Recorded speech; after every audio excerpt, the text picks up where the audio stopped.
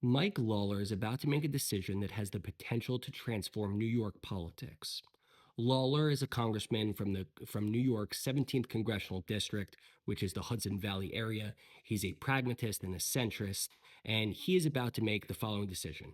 Should he run for re-election in his district that he flipped back from the Democrats, or should he run for governor against incumbent Governor Kathy Hochul? Let me tell you a little bit about Lawler. He's young, he's 38 years old. He was first elected in 2022, then reelected in 2024 by narrow margins. He had flipped this district. It's a real swing district from the Democrats to the Republicans. He'd spent years in the state assembly and in New York Republican Party politics. Uh, Currently, he is ranked the fourth most bipartisan, which is a notable achievement for such a young legislator. He has staked out a real centrist position. He has supported Ukraine aid, co sponsored bills with Democrats such as Congressman Richie Torres to combat anti Semitism and enhance security for elected officials. He has worked with Democrats to oppose the New York City's congestion pricing plans. Lawler is part of the Climate Solutions Caucus, which shows that he's bipartisan in addressing environmental issues. He is criticized and continues to criticize the extremes on both sides. He was an early critic of George Santos, and his whole motto is that he is a centrist and pragmatist who works with both sides. Now, this is not an easy decision for him to make. On one hand, Lawler could run for governor in the Republican primary. Right now, Elise Stefanik, the congresswoman from upstate New York, is leading the pack in polling. Lawler polls around 7%, Stefanik around 44%. So if he runs for governor, it's a real uphill battle. Then he would have to face Governor Kathy Hochul. Kathy Hochul currently has a 36% approval rating. So she is very vulnerable, and she only squeaked out a victory against Lee Zeldin in her last election. And so New Yorkers very well could vote for a Republican, though it's an uphill battle. So Lawler has an uphill battle in the Republican primary and then would have an uphill battle again as a Republican running for governor of New York. If he runs for governor, in all likelihood, the Republicans will lose Lawler's seat. It's unlikely that they're going to mount a equally formidable candidate as Lawler in this district and will flip back for the Democrats. So he's getting a lot of pressure to stay in a seat, stay in Hudson Valley, run for reelection, keep that seat.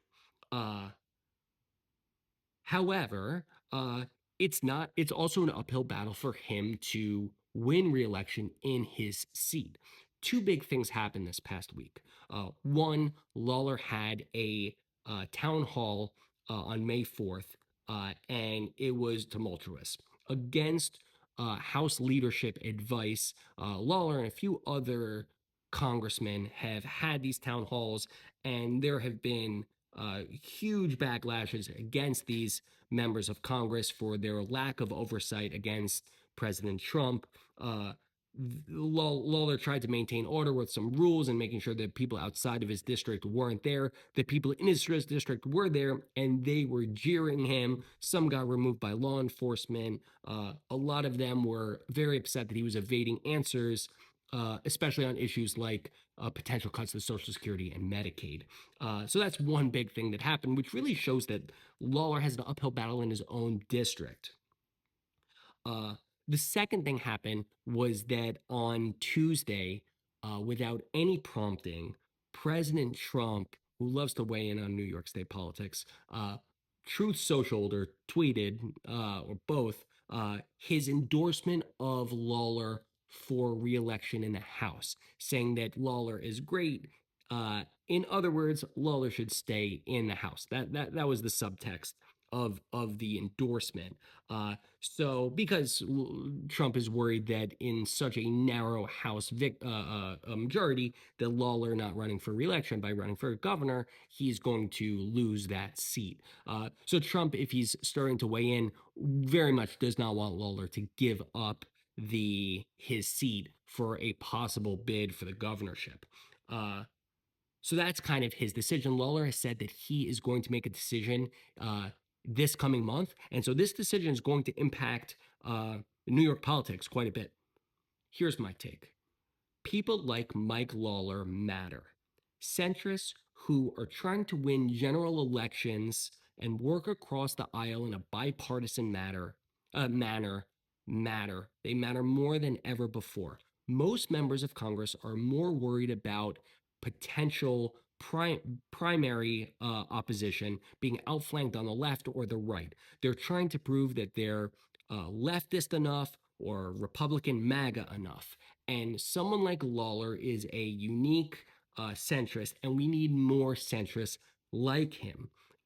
There's too few lawmakers who are focused on governing from the center, and that's what makes this decision such a big one.